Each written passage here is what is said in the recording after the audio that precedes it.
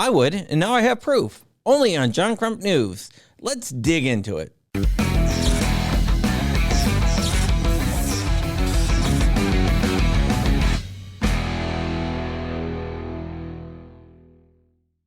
What's up, Wolverines? It is Monday, and my name is John Crump. I'm an investigative journalist and all-around troublemaker for the ATF, at least.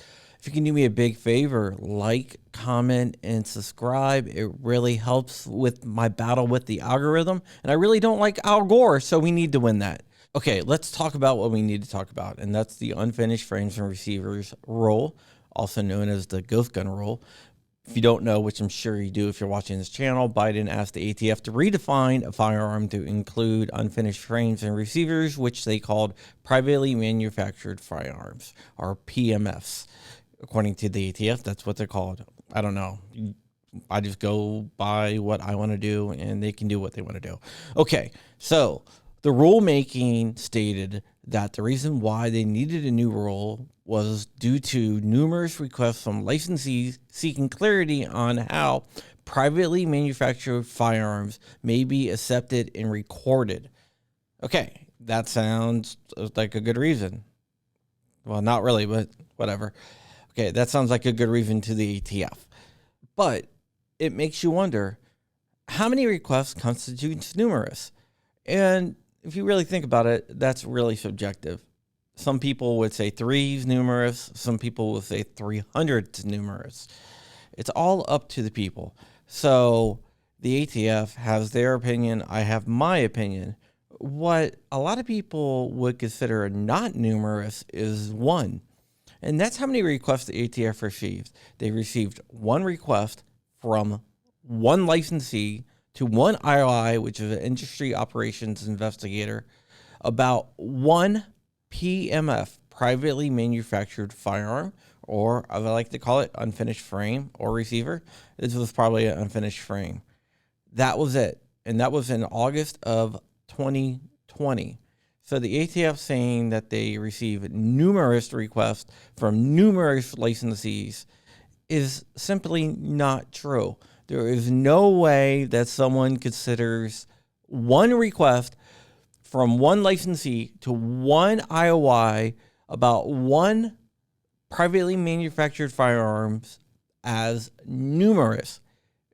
It's just not possible. And it shows the ATF was just doing Biden's will, and they were making up a reason.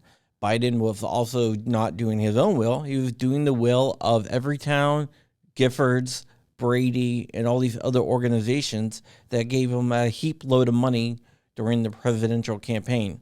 Basically, they bought themselves a president, and he will do whatever he needs to do to repay them. That's why we saw David Chipman get nominated, and that's why we see him going after stuff like unfinished frames and receivers and pistol braces, which make no sense because they're not any more dangerous. The anti-gun groups have been going after unfinished frames and receivers for a while. In fact, they piled on a bunch of comments at the very end of the comment period. Wes, who is a good friend, also a viewer and reader, made a program that went and pulled all the comments and categorized them as for the rule or against the rule. All the ones for the rule were from the Brady campaign, Giffords, and all that jazz. And they all came in at the end. And if you look at their email blast and you overlay that onto the chart, you can see everything came from email blast.